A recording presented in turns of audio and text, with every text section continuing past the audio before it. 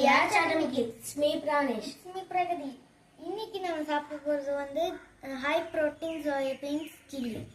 இது வந்து சாஸும் சோயா பீன்ஸும் வெங்காயம் அவ்வளோ டேஸ்ட் பண்ணி பார்க்கலாம்.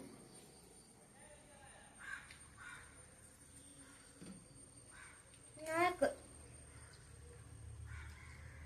சாஸோட சேர்த்து சாப்பிடும்போது இன்னும் நல்லா இருக்கும்.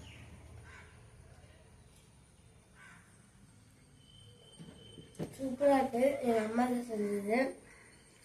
அது கூட ஆனியன் கூட சாப்பிடலாம்.